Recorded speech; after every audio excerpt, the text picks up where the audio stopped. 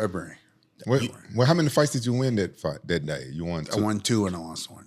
Well, that's great for never even training, doing any martial arts or anything. Good. Yeah. But the why it interested me, so why I was interested so much, it was better in my head because I don't care what they were. I wasn't going to lose to a guy smaller than me. You know, it was just ego.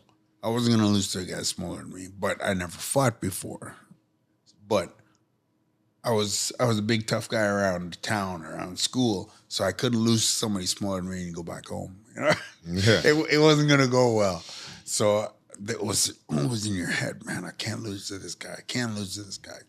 I got to beat this guy. I have to beat this guy. And then here's the other thing on top of that.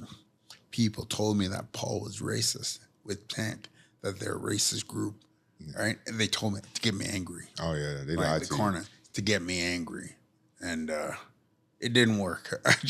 I got scared because it worked for me because I had to react. You know what? It's crazy that you say that because somebody told me that Tank Abbott was racist, right? And my first time meeting Tank Abbott was in Japan, I think. Yeah. And I knew who he was, and I kind of like standoffish because that's the rumor I heard about him. Yeah. And he talked to me. He said, "Rampage, I love your fighting style." I looked at him like, "Oh, you know who I am?" He said, "Yeah, I like your fighting style.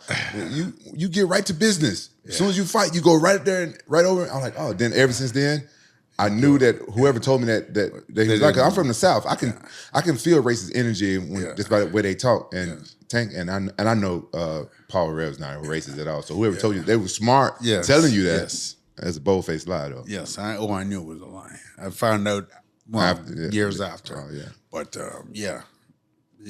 we're cool. Yeah. Did you have any relationships as friends or training or just knew them of fighters going into UFC? Did you know anybody? No, not going into that UFC. I didn't know anybody. No one. I saw Hoist on TV. That's it.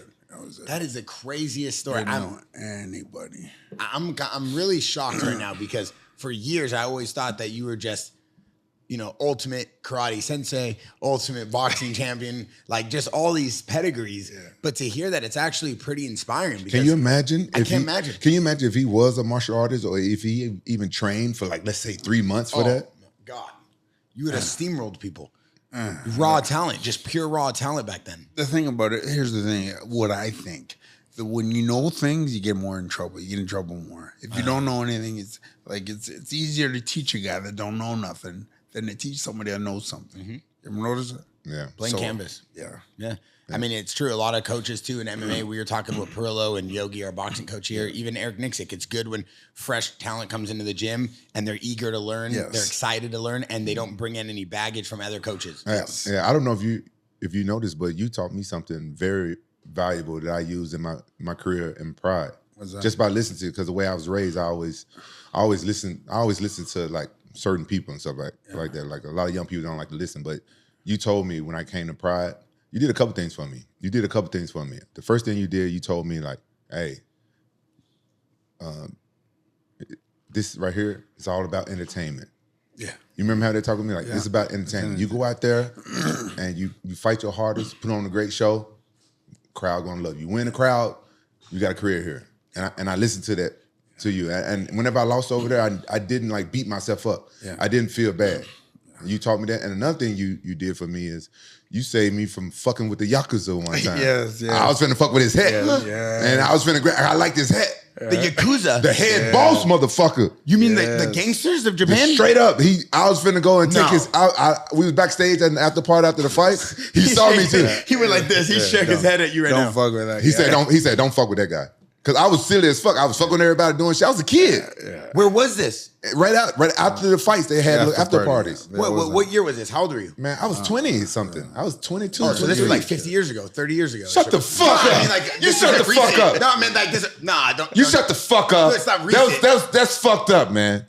You gonna embarrass me in front of my big brother? What's wrong with you? This is the GOAT right here.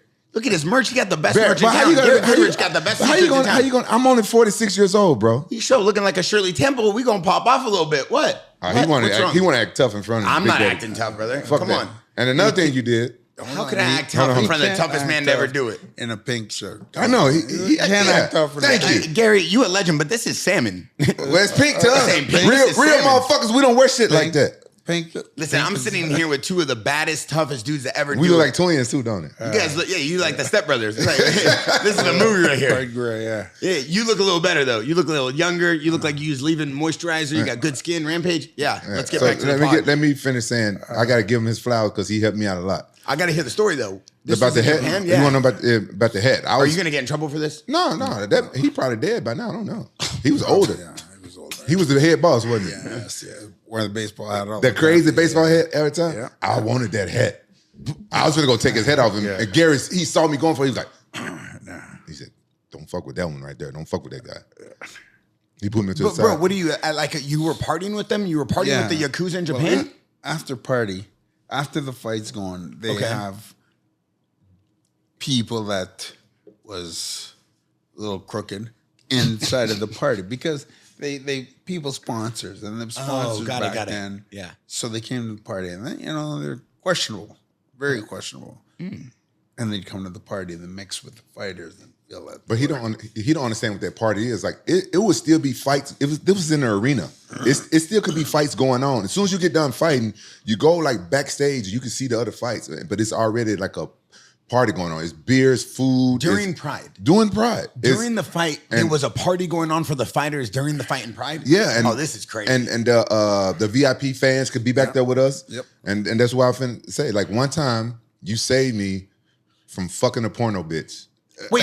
I thought we were talking about the Yakuza. How many times did you save this guy? He saved me one time. One of those parties, not the same day. It was probably like What was his later. name? What was his name? It was What was the What name? was What was his name?